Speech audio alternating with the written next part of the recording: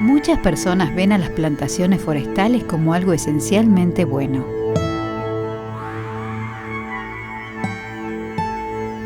Ellas evocan el paisaje perdido de los antepasados.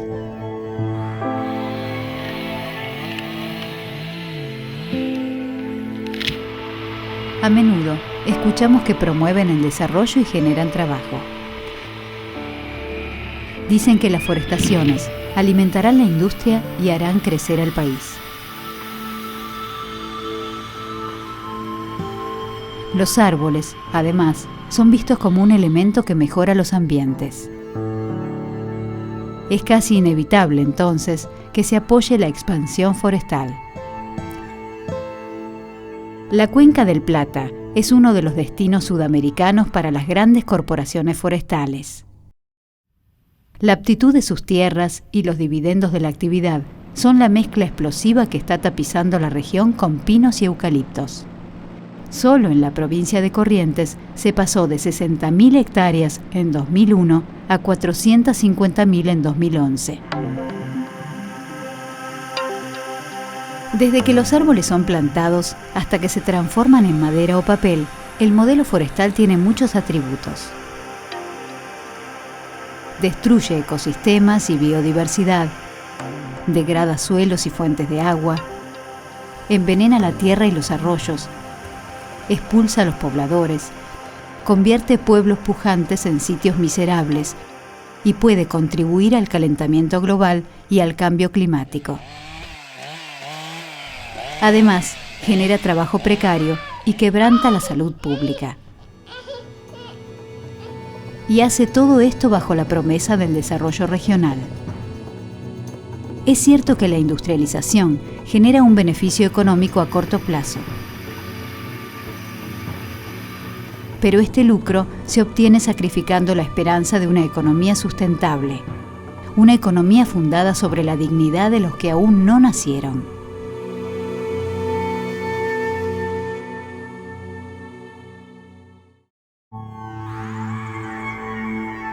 Para la mayor parte de nosotros, la idea de árbol es un concepto lleno de significados nobles.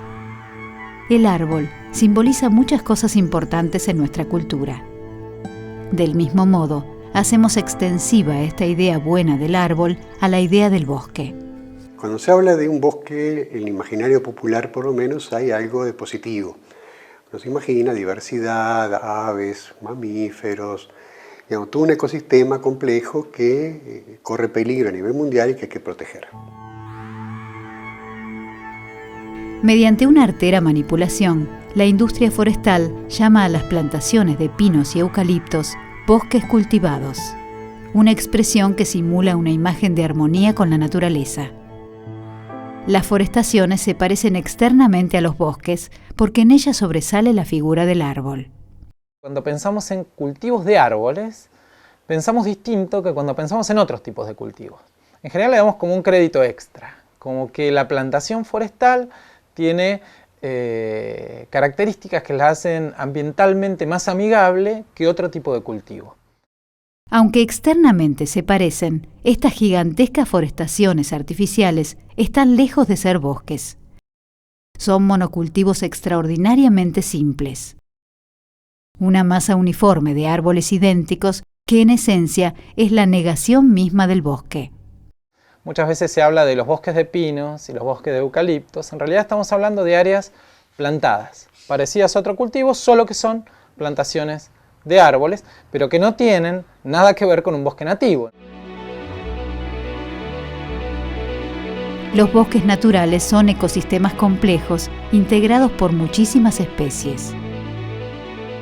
A través de las relaciones entre sus habitantes, los bosques se autorregulan, reciclan sus nutrientes, forman y conservan el suelo. Y hacen esto manteniendo su riqueza y su biodiversidad a lo largo de cientos de años. Cada bosque es el resultado de un proceso circular. Mientras crea oportunidades para que vivan sus habitantes, es también el producto de las relaciones que entablan entre ellos. Tenemos una diversidad enorme de especies que han coevolucionado, que han coexistido durante millones de años, que están sujetas a reglas ambientales y que están controladas por sus enemigos naturales, por sus patógenos, sus herbívoros, etc., viviendo en un ambiente en el que han estado, como decía, hace muchísimo más tiempo. Los bosques son el resultado de una selección larga y continua. Por eso no son algo estático. Nada está quieto en ellos. Aquí todo bulle, nace, crece, muere, se recicla. Al observar un bosque, vemos solo un instante de un proceso continuo de regeneración y autoorganización apoyado sobre la memoria del ecosistema. Los bosques son procesos, y el solo hecho de usar un sustantivo para designarlos puede inducirnos a tratarlos como cosas, despojándolos de su realidad dinámica y viviente.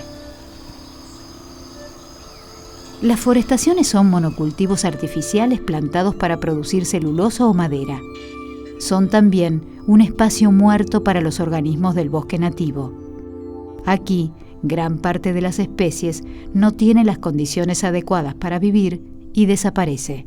No permite que se desarrolle prácticamente nada abajo, no se desarrollan ni epífitas, ni parásitas, ni gramíneas, ni arbustos, nada, y no alimentan a la fauna local. Para la fauna local son un gran desierto alimenticio. Y la fauna local, las pocas veces que encuentra que eso puede ser alimento, que es el caso de la hormiga cortadora, a la cual le encantan los pinos y los eucaliptos para alimentar sus colonias, son exterminadas con agrotóxicos. Sin la biodiversidad, se desintegra la unidad ecológica del ambiente. Se cortan los procesos esenciales de reciclado de nutrientes, de regulación del agua, de formación de suelo. Cuando se elimina el ecosistema, todo aquello que fue creado evolutivamente se sacrifica al servicio del cultivo de una sola especie de árbol. Entonces, ¿qué tienen en común con un bosque? Nada. Son básicamente un gran monocultivo, igual que la soja. Están basados en el mismo paquete de agrotóxicos y de extirpación de todos los recursos que se encuentran allí. Crecen a costa del agua y a costa del suelo y impactan sobre la gente gravemente. Y eso es otra parte del bosque. Un bosque es un ecosistema donde vive gente, que da vida a gente, que da alimento a gente, que da elementos a la gente para que construya sus casas, para que se alimente, para que se cure con plantas medicinales, y esto no da absolutamente nada de todo eso. Para la industria, cada árbol plantado no busca proteger un ecosistema, ni su biodiversidad, ni las personas que lo habitan. Cada árbol tiene el mero objetivo de producir celulosa y madera comerciables. Para la industria, los organismos del bosque, incluyendo a las personas, son un estorbo que hay que eliminar para alcanzar este objetivo. Las forestaciones se plantan arrasando ecosistemas naturales y sociedades humanas. Claro que no siempre fue así. Muchos bosques no desaparecieron por las forestaciones. En la provincia de Misiones, las decisiones productivas fueron durante un siglo el estigma para la selva nativa. Gobierno tras gobierno se cometió el mismo error: pensar que una sola producción debía ser la base de la economía local.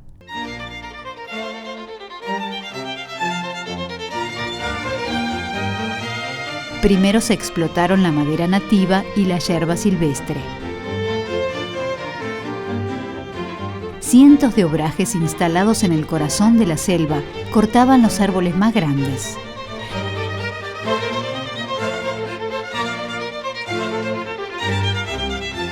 La riqueza de la selva era considerada interminable, y a la par de la extracción de árboles se podaban los yerbales nativos.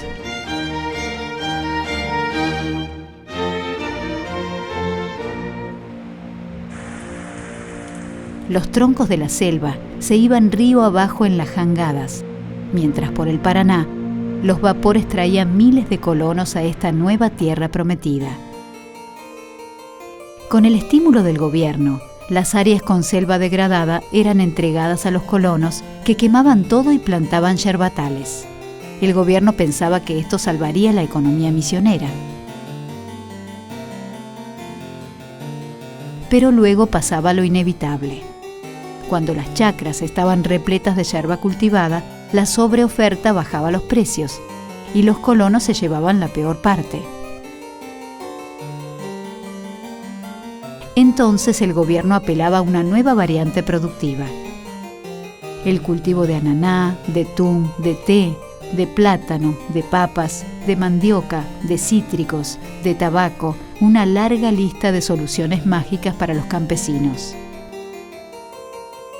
Pero con cada apuesta a una sola producción, la economía se hacía más frágil y los suelos se degradaban.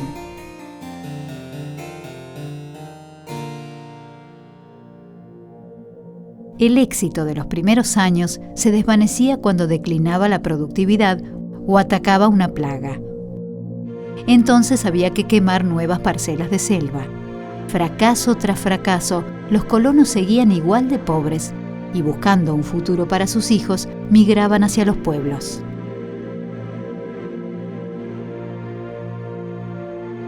Mientras tanto, desaparecía el verdadero capital natural, la selva, y el territorio de Misiones se iba quedando sin suelos fértiles. Entonces, en las chacras abandonadas, comenzaba la última etapa productiva de esta historia. Las viejas chacras se transformaron en cultivos forestales. Cerca de la mitad de las tierras misioneras forestadas tiene este origen. Los gobiernos comprendieron que esto era un negocio redondo. Desde la década de 1970 se comenzó a subsidiar el desmonte directo para cultivos forestales. Hoy, Misiones tiene un total de 350.000 hectáreas forestadas y perdió el 80% de su selva nativa. Paralelamente, los planes forestales consolidaron un poder enorme en manos de unas pocas empresas. Misiones perdió su principal capital natural y los gobiernos improvisaron soluciones productivas desesperadas. Las ideas detrás de esas decisiones eliminaron la selva, cambiaron diversidad por monocultivos y degradaron la tierra. Y este ciclo sigue en la actualidad. El arribo de inmigrantes brasileros, campesinos sin tierra y desocupados urbanos al centro de Misiones está produciendo hoy una colonización brutal de la selva mediante el fuego. Los colonos se dedican al cultivo de tabaco. Muchos son ilegales y pobres en extremo y quedan sometidos a la voluntad de las cooperativas tabacaleras. Niños y adultos trabajan duramente en condiciones de extrema vulnerabilidad y riesgo sanitario. En 5 años se agota la tierra y se quema una nueva parcela de selva. Luego, sobre las chacras abandonadas, llegan los pinos.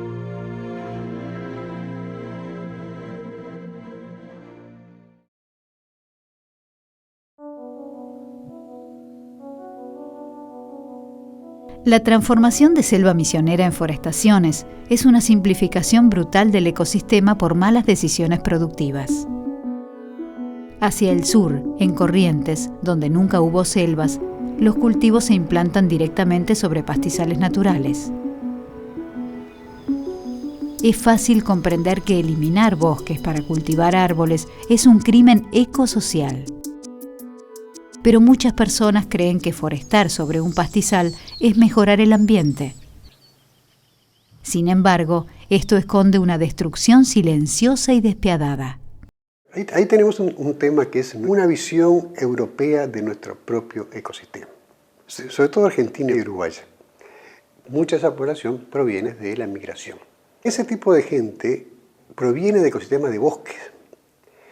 Entonces, una pradera es un lugar donde no hay nada. Hay pasto. La visión de mucha gente es, eso es pasto nomás. Y se olvidan de decir que en nuestros países la gran parte de la biodiversidad está en la pradera, no está en el bosque.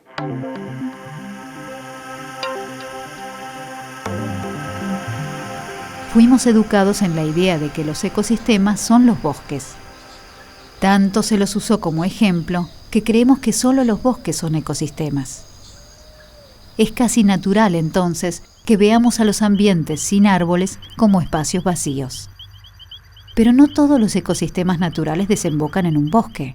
En función del clima, del agua y del terreno, la naturaleza se desarrolla formando el ecosistema mejor adaptado a cada región, sean arbustales, bosques o pastizales. De hecho, crecen pastizales allí donde el bosque no prospera naturalmente. Los pastizales parecen vacíos, pero esto cambia cuando los miramos desde abajo. Ellos son ecosistemas complejos, autorregulados y autoorganizados como los bosques, solo que en lugar de árboles tienen pastos. Una pradera tiene cientos o miles de especies. Ahí está nuestra gran riqueza en materia de biodiversidad. Y a su vez es un ecosistema que funciona de esa manera. Está adaptado ese ecosistema al clima, al suelo, a las temperaturas extremas, a la falta de agua, al exceso de agua. Por eso se desarrolló ese tipo de ecosistema y no un bosque. Es el ecosistema adaptado a ese ambiente.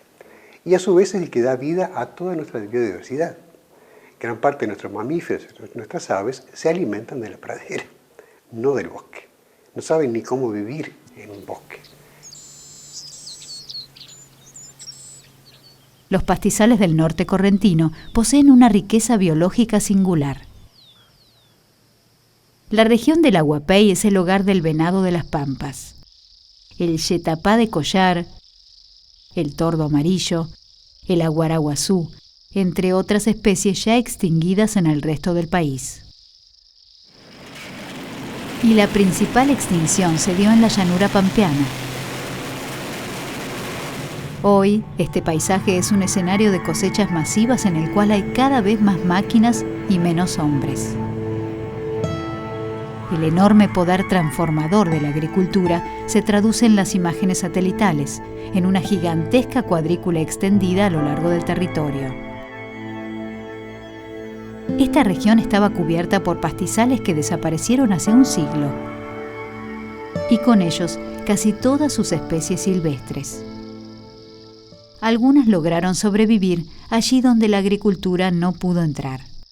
Y esto es lo que ocurre en el norte de Corrientes. Durante más de 2 siglos, la ganadería extensiva fue una garantía de supervivencia para el venado de las pampas y otras especies. Aquí, la producción fue el mejor aliado de la conservación. Pero ahora las cosas están cambiando y los monocultivos forestales amenazan este precioso equilibrio.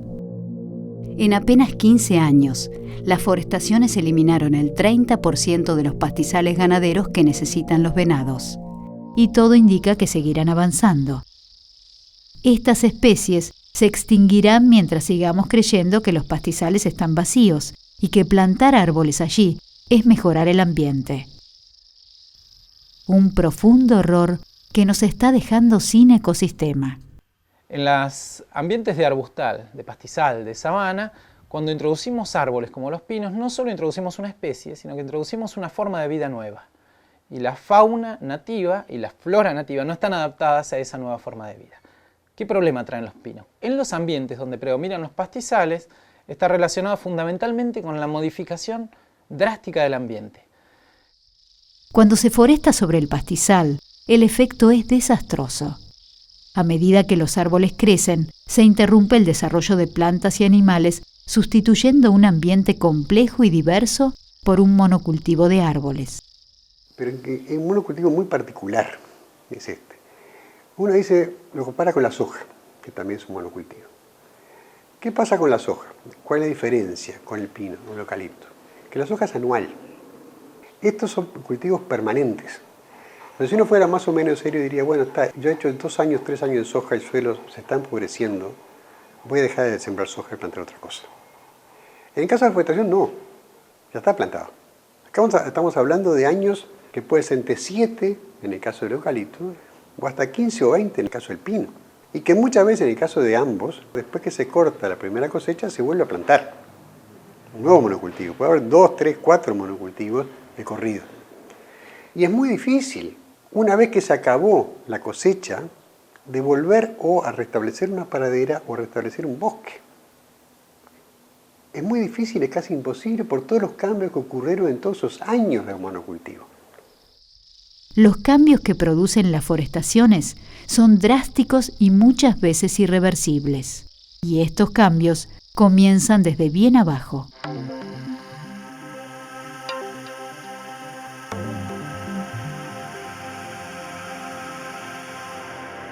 Vemos a los ecosistemas, pero rara vez nos fijamos en el suelo que los sostiene. Sin embargo, ambos forman parte del mismo ciclo de la vida. Un ciclo que las forestaciones cortan brutalmente. Los cultivos forestales extraen una enorme cantidad de nutrientes. Se ha estimado que en 45 años, con 3 cultivos sucesivos de pino, podría extraerse una cantidad de fósforo equivalente al fijado durante 10.000 años. Una gran parte de los nutrientes tomados por el árbol se van del ecosistema cuando los troncos son sacados con corteza. Luego de la primera o segunda cosecha, muchas plantaciones son inviables, a menos que se invierta mucho dinero en fertilización química. Pero el daño al suelo es mucho más profundo. Un ecosistema es la expresión de la biodiversidad archivada y resguardada en el suelo. Un árbol de 30 toneladas fue una semilla atesorada en la tierra. El suelo es el guardián del ecosistema y su garantía de supervivencia. Quizá debamos comenzar a pensar que los distintos ecosistemas terrestres son manifestaciones de una misma unidad, el suelo viviente. El suelo no es nitrógeno, fósforo y potasio, como parecen creer los agrónomos. El suelo es no diría organismo, pero es un ecosistema vivo, donde hay una enorme cantidad de vida, que es la que hace que ese suelo esté funcionando y reciclándose permanentemente. Mirando con atención estas imágenes del suelo del pastizal, podemos ver la biodiversidad que lo habita.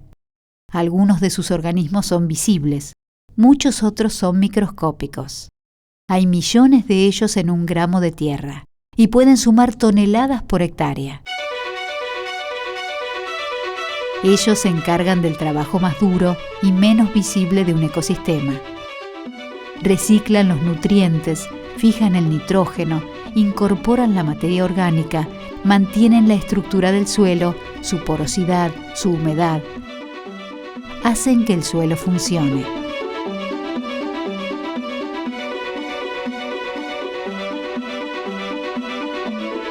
Dañarlos significa degradar la principal fuente de nuestros alimentos.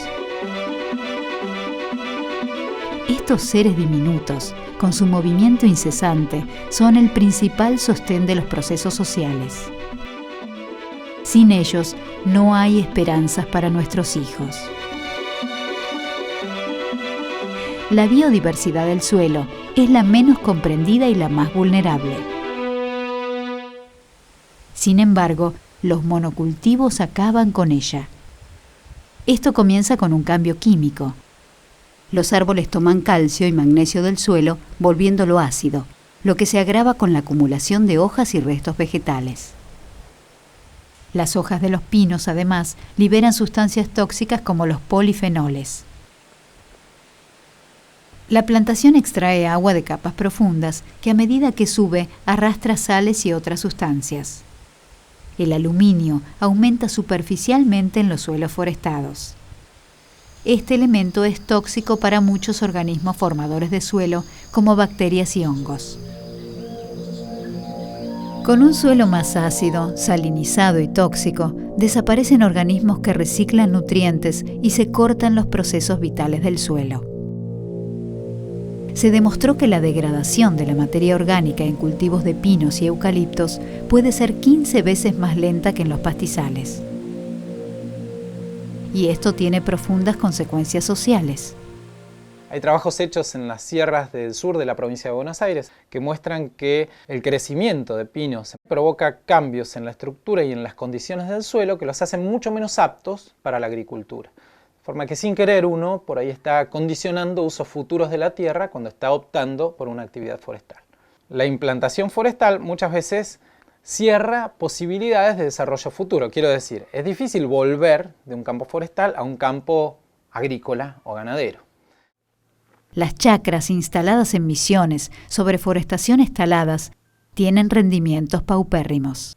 La tierra gastada ya no sirve para producir alimentos en calidad y cantidad.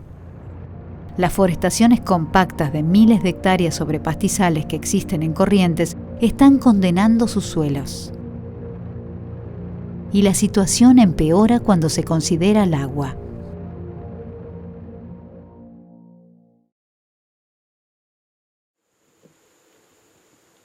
Los campesinos misioneros saben que si hay forestaciones, solo es cuestión de tiempo para que el agua desaparezca.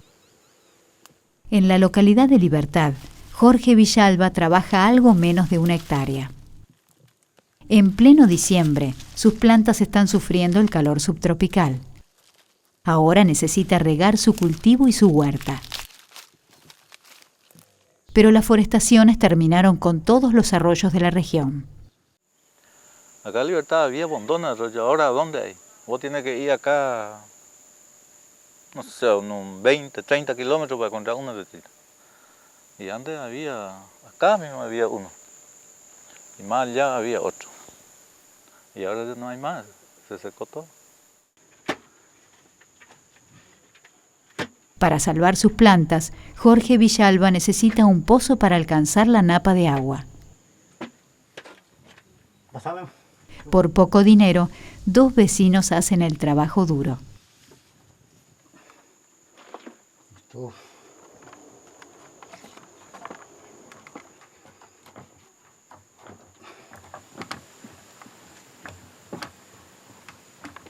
Con la acción protectora de la selva, 4 metros eran suficientes para alcanzar el agua. Ahora ellos esperan encontrarla a un nivel mucho más profundo.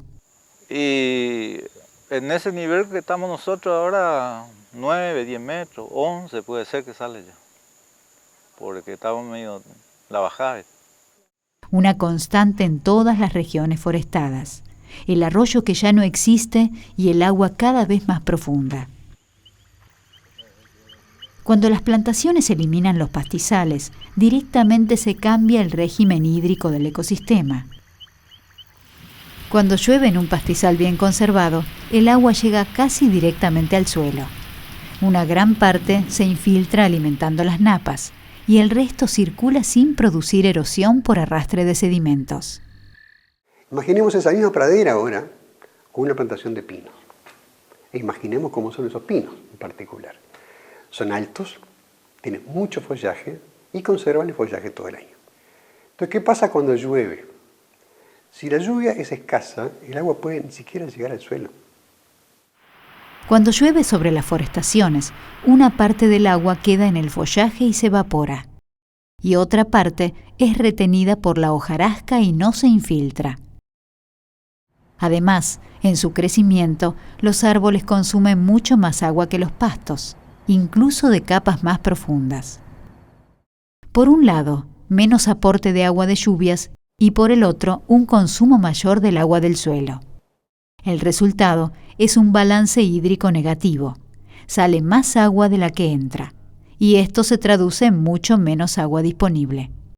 Cada vez que surge el debate, aparecen los técnicos, los expertos, diciendo no hay evidencia científica que demuestre que los eucaliptos o los pinos impactan sobre el agua.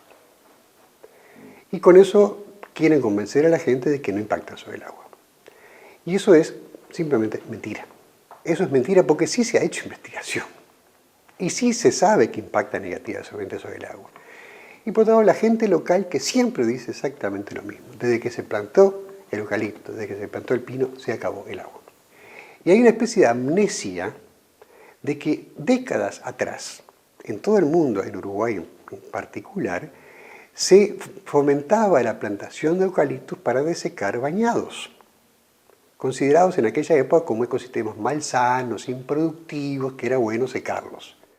Ahora las forestaciones no buscan secar bañados, pero también lo hacen. Desde el aire vemos las lagunas del oeste de los esteros de Liberá rodeadas de cultivos forestales.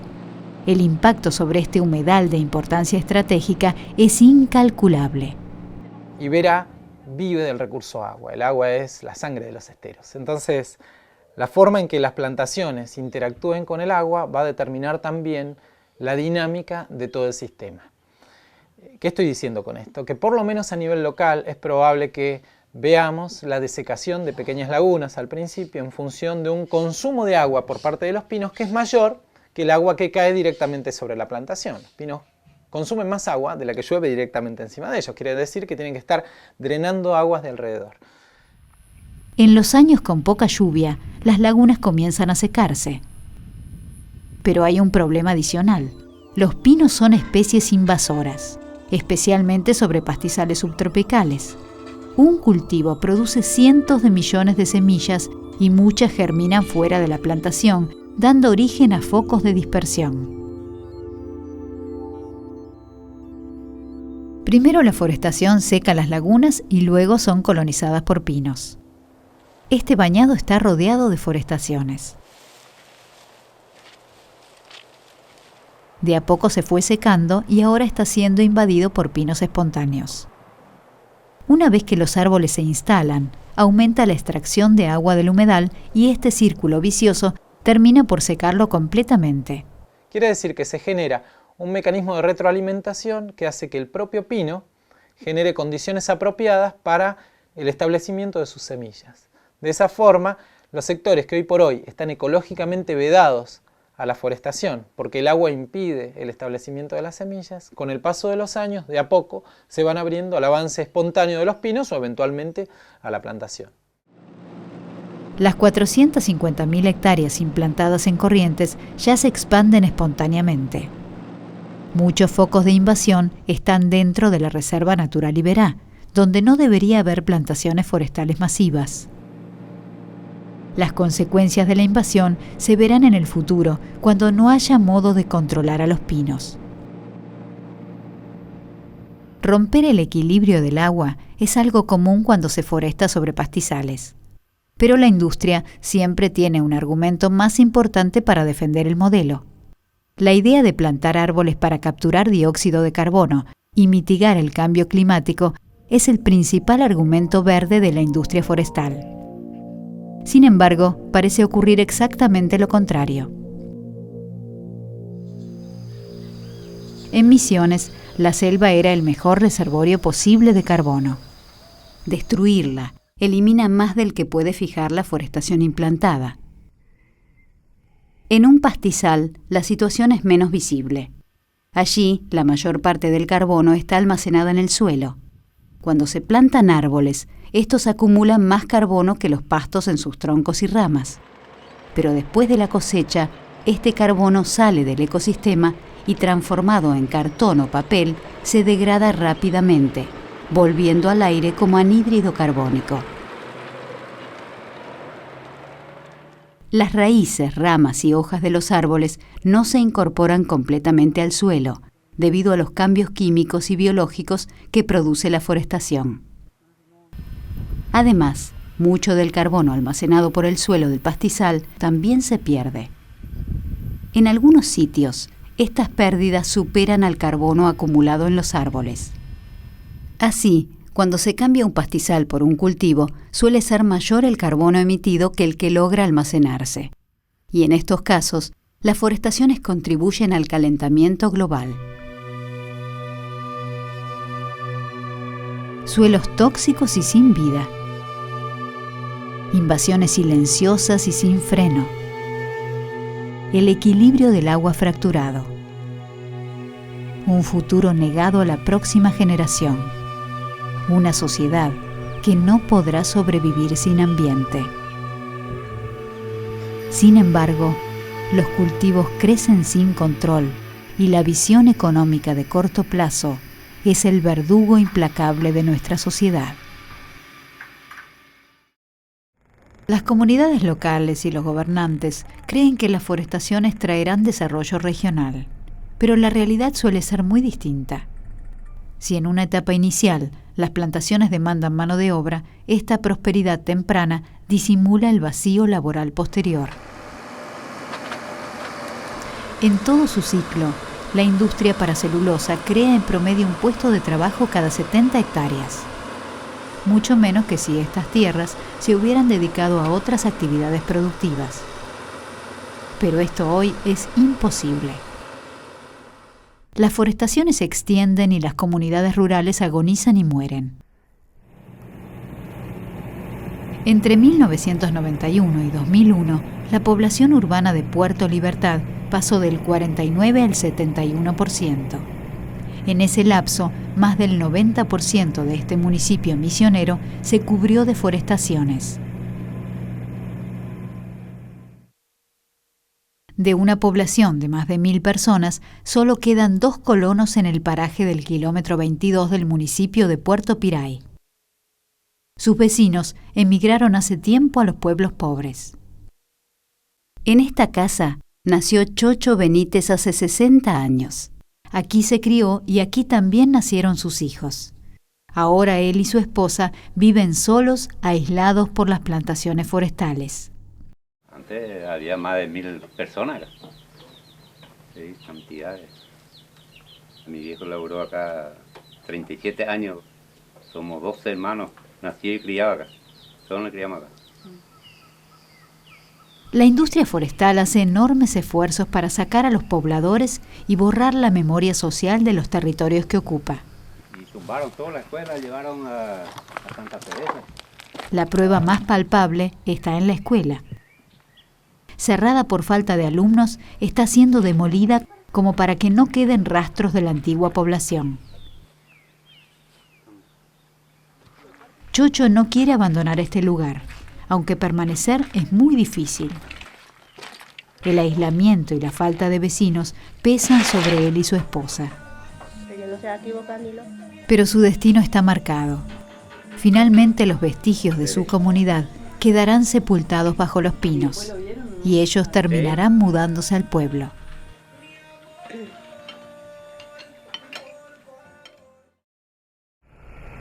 En los pueblos forestales, las esperanzas de una vida mejor pueden desvanecerse rápidamente. Según el último censo nacional, cuando la desocupación promedio de Misiones era del 27%, en el municipio más forestado alcanzaba el máximo del 37%. Aquí la industria tiene todo el poder sobre los ciudadanos.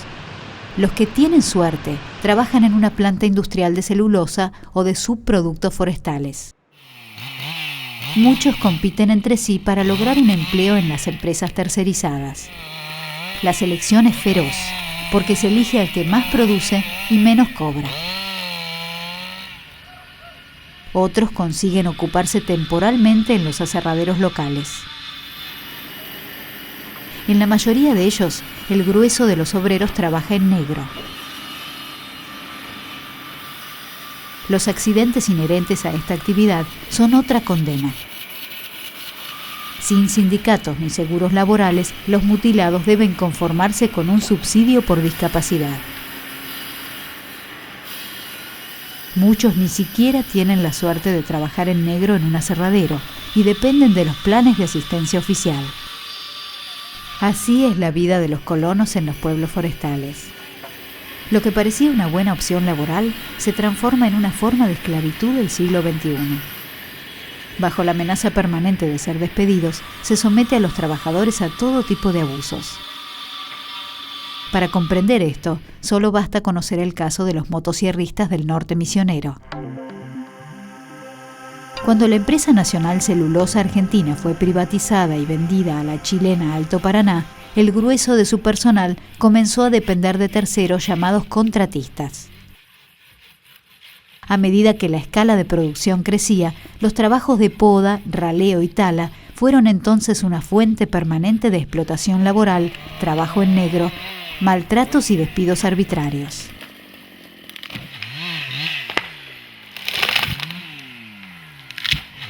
Al tercerizar el trabajo duro y riesgoso, la empresa se desligó de muchos problemas. Pero tras 10 años de abuso, estalló un conflicto laboral. Los motosierristas cortaron el acceso a la planta de celulosa de Alto Paraná, obligándola a cerrar. Fueron momentos muy tensos y la presión se hizo notar en toda la provincia.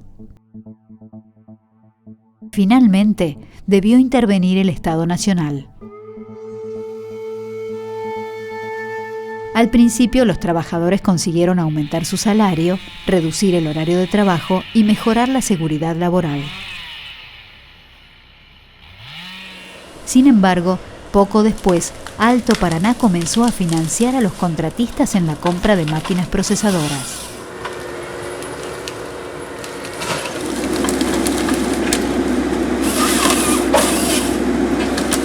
Verlas trabajar es una experiencia alucinante.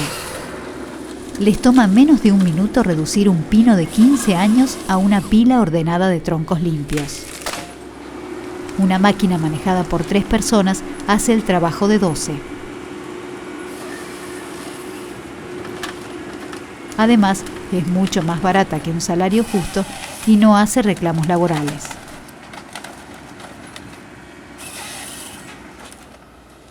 Como cualquier monocultivo, la economía forestal baja los costos aumentando la escala. Con motosierra, un trabajador cosecha 780 toneladas de madera por mes. Con las máquinas, cada trabajador rinde cerca de 2.900 toneladas.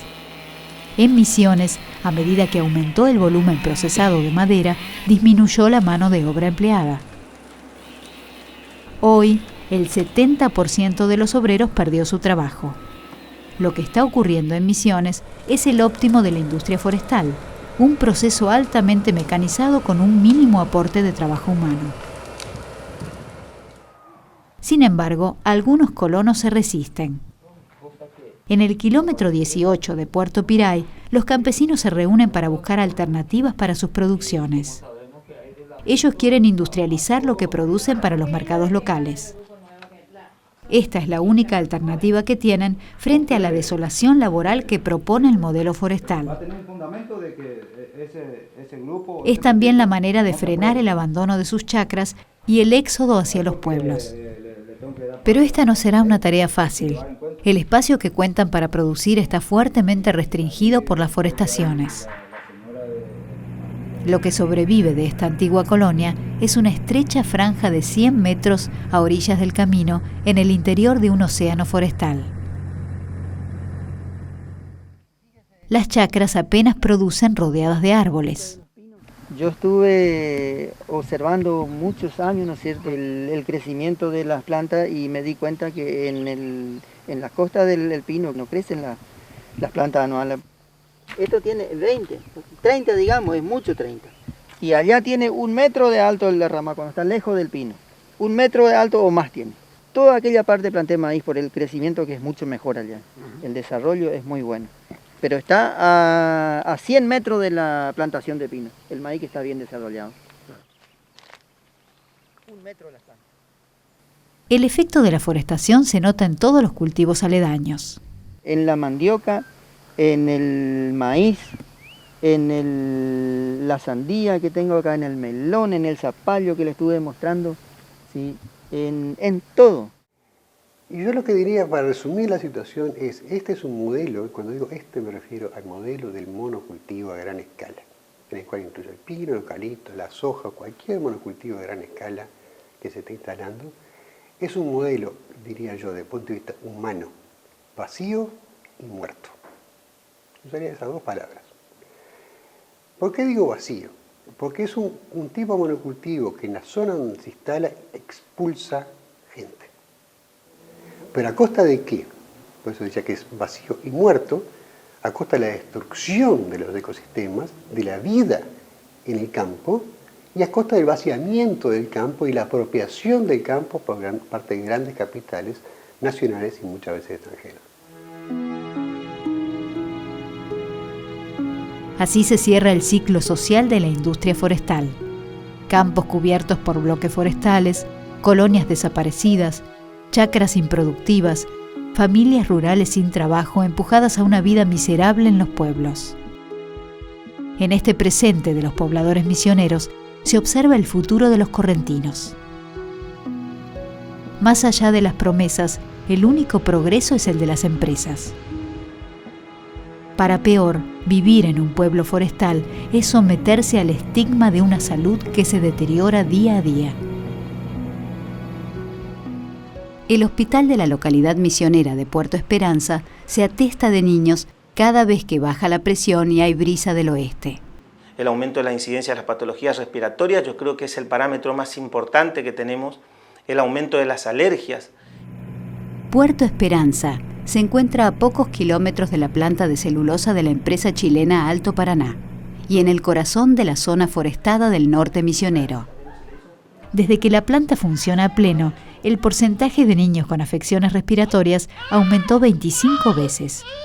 Yo siempre cuento una anécdota, yo me hice la escuela primaria en la localidad de Banda y tener un chico asmático con procesos respiratorios era la rareza, era 1 de cada 30 o 40, en mi grado era 1. Y hoy, trasladando a una realidad de un aula hoy de 40 o 45 chicos, calculamos que más del 60% padece de patologías respiratorias y asma y otras, ¿no? Rinitis alérgicas, procesos que hacen que un chico desde muy pequeño consuma medicamentos. Y esto es una realidad que se plasma en todos los hogares. Las emanaciones tóxicas de la planta de celulosa son parte del aire que respiran los habitantes. Con un cambio en el olor, los padres ya saben si sus hijos tendrán una crisis respiratoria. La gente de la zona sabe cuándo más o menos se tiene que preparar porque ya con algunos cambios climáticos que se presentan, sabemos que el día de mañana o en 2 o en 3 días nuestros hijos que sufren lamentablemente de bronquitis obstructiva, lactantes sibilantes, de asmáticos o riníticos, van a presentar síntomas porque sentimos un olor muy peculiar que es producto de la emanación de productos tóxicos al ambiente. Pero los gases tóxicos no son la única causa. Normalmente, las afecciones respiratorias aumentaban durante el invierno. Pero el florecimiento masivo de los árboles hace desaparecer esta diferencia estacional y las consultas se extienden a lo largo del año. Esto obedece básicamente a que tenemos fenómenos alérgicos de distinto tipo por el polen, por ejemplo, a partir de septiembre, octubre, donde antes decaían las patologías respiratorias, el polen mantiene esta patología durante toda la época de octubre a enero. Entonces hace que prácticamente, si bien existen las diferencias estacionales, observamos que a lo largo de todo el año se observan las patologías respiratorias en forma muy creciente, ¿no? El polen, los gases tóxicos, el humo, los plaguicidas, un atentado permanente a la salud de los niños. Pero más allá del sufrimiento diario de un niño enfermo, lo que preocupa al doctor Vera es el futuro.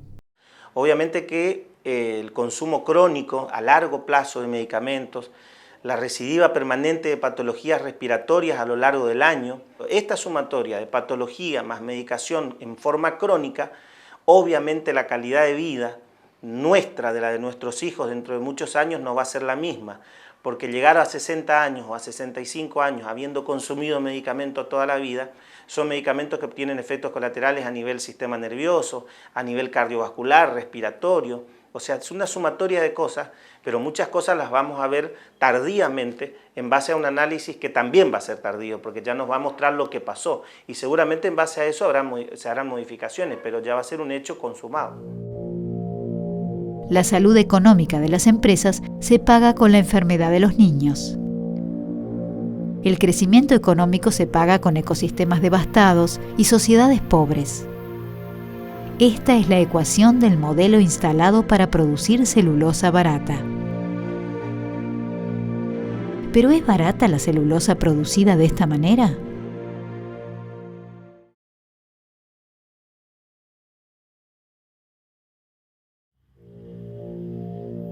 La industria forestal, como cualquier otro monocultivo, fundamenta su economía en base a costos que no paga. El costo de la eliminación de pastizales y selvas, el costo de los suelos destruidos, el costo de arroyos, lagunas y manantiales desecados, el costo de la desocupación, el costo de la miseria y la enfermedad. Estos costos quedan afuera de los cálculos monetarios. Si el modelo los asumiera, la producción de celulosa sería tan cara como inviable y todo el negocio se caería a pedazos. Pero la industria forestal no los paga, con lo cual estos costos se transforman en subsidios que son asumidos por el ambiente y el Estado. La sociedad argentina presente y futura está recibiendo la destrucción ambiental y social a cambio de sostener un modelo que solo busca utilidades económicas en el corto plazo. Y gran parte de esto se hace para producir artículos que terminan en la basura. En Chile, en Uruguay, en Brasil, en Argentina, se repite el mismo modelo. El papel para libros y cuadernos representa cerca del 1% de toda la producción. Casi la mitad de lo que se produce es madera, y el resto es pasta de celulosa para producir cartón, papel de embalaje, papel higiénico y de cocina y papel periódico. Se usa una vez y se desecha. Entonces estamos destruyendo ecosistemas para ese tipo de cosas, para cosas totalmente descartables. Entonces ahí está el abuso. Y entonces lo que hay que aclarar es, bueno, gran parte de la celulosa que se produce no es para papel. Gran parte de lo que sí es para papel es descartable. Y una muy pequeña parte es para papel útil. Entonces está hipotecando el futuro. Más que hipotecando, se está regalando el futuro. No es ni siquiera una hipoteca. Se está regalando el futuro. Y lo único que se mide es el PBI. Bueno, a la naturaleza el PBI no le interesa. Y a la gente pobre tampoco. Con cada incremento en el PBI hay una disminución equivalente en el futuro que nos queda. Solemos oír que el mundo necesita más papel y más celulosa barata, y que producirla nos traerá crecimiento y desarrollo. No hay desarrollo en un mundo devastado, y esto cuestiona la misma idea de producir materias primas para exportación como algo necesario. Ahora, cuando comparamos el consumo en Uruguay per cápita, que es más o menos, 30 kilos por persona por año, y que es mucho, vivimos desperdiciando papel. Cuando comparamos con el consumo en Finlandia, que es de 400 kilos, se dice, bueno, pero ¿estos finlandeses qué hacen? Porque leer más que nosotros no leen. Más veces que nosotros al baño no creo que vayan. O sea, es obvio que hay un desperdicio, un despilfarro gigantesco de papel. Cuando uno compara las cifras de los países ricos con los países más pobres, dice, bueno, acá hay algo que anda mal. La sociedad está pagando el crecimiento irracional de una industria que nos deja más pobres para abastecer de materiales descartables un mercado insaciable. A su vez, el creciente negocio de los biocombustibles a partir de celulosa abre la puerta a nuevos despilfarros. Como si esto no bastara, el Estado argentino subsidia económicamente las forestaciones de forma directa o indirecta desde la década de 1970. A través de desgravaciones, beneficios fiscales y subsidios directos, el Estado otorgó miles de millones de dólares a la industria forestal. El último instrumento fue la Ley 25.080 de 1999, prorrogada por 10 años en 2009. Los gobiernos y las empresas siguen apostando al crecimiento económico mediante la producción de materias primas baratas para exportación. Industrializarlas permite mejorar los dividendos locales, pero no compensa los pasivos de un monocultivo subsidiado por el ambiente y la sociedad. Sin embargo, la última trampa del modelo forestal está esperando en las góndolas de los comercios. Muchos consumidores responsables compran productos certificados apoyando el cuidado del medio ambiente. Sin embargo, gran parte de las certificaciones forestales no garantizan nada de esto, solo favorecen el negocio de las empresas. El problema central es que no se puede certificar un proceso que implica el cambio de un ecosistema por un monocultivo o que intensifica una alteración anterior. Pero además las empresas actúan con astucia. Casi siempre certifican solo un porcentaje de sus plantaciones y luego usan el sello para todo lo que producen. La certificación es el escudo que tiene el modelo para ocultar su negocio sucio. En la Argentina, las certificaciones muestran un grado de irregularidad y corrupción insospechadas. Esta forestación que estamos observando fue certificada recientemente. No hay corredores biológicos, no hay franjas protectoras de las lagunas interiores. La plantación es un paño completo que evita solo los lugares donde los pinos no pueden crecer. Como si esto no bastara, se encuentra dentro de la Reserva Natural Iberá, un área natural protegida. Con las certificaciones, las empresas se quedan tranquilas y algunas organizaciones no gubernamentales obtienen jugosos beneficios económicos. Mientras tanto, los gobiernos cierran sus ojos y se dejan guiar por el lazarillo del mercado globalizado. Así declinan su responsabilidad de velar por una sociedad sana en un ambiente sano. Entonces, los gobiernos están hoy ausentes porque están mirando solamente las cifras de la macroeconomía, cuánto se exporta, cuánto crece el PBI, cuánto es, pero la realidad, el futuro, que esto nos está matando, no lo quieren ver. Uno puede poner toda la evidencia arriba de la mesa, impacto sobre el suelo, agua, flora, fauna, gente, está todo ahí. Evidencia sobra. Y el Estado, yo parto de base que no son tontos. Tienen una visión distinta. Una visión que apoya este modelo de desarrollo, que es un modelo que no tiene salida. Entonces, mientras se llenan la boca con la palabra sustentable, que a esta altura perdió totalmente el significado, siguen impulsando este modelo que es totalmente insustentable y que cualquiera lo puede ver. La industria forestal tiene la certeza de que puede hacernos creer todo lo que dice, como que los cultivos forestales son bosques buenos y que siempre es mejor plantar árboles donde no los hay.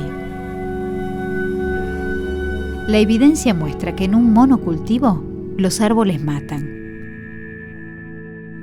Pensar que el principal problema del modelo forestal es la contaminación que produce una pastera es una ingenuidad que oculta el ciclo completo de su destrucción. Algunas personas piensan que las fábricas humeantes son feas, pero ven las forestaciones como algo lindo. Sin embargo, son solo partes de un proceso mayor. Todo aquel que encuentra belleza en millones de pinos alineados debe observar lo que queda luego de una tala rasa. Allí se expresa el modelo forestal en su cruel dimensión. El paisaje devastado y sin vida. Un cementerio de ramas y troncos. Es la finalidad del cultivo, la primera etapa de una línea de producción que genera ganancias a costa de la sociedad y el ambiente. Todo cultivo forestal es el paso previo a una tala rasa. Y esta es el paso previo a una industria contaminante. Y esta es el paso previo a toneladas diarias de papel y cartón echadas a la basura a miles de kilómetros. Sobre ecosistemas destruidos y sociedades quebradas crecen las cuentas bancarias de las empresas y el poder de algunos gobernantes. Mientras tanto, en los congresos forestales, la industria y sus organizaciones amigas sostienen cínicamente que el modelo forestal es sustentable.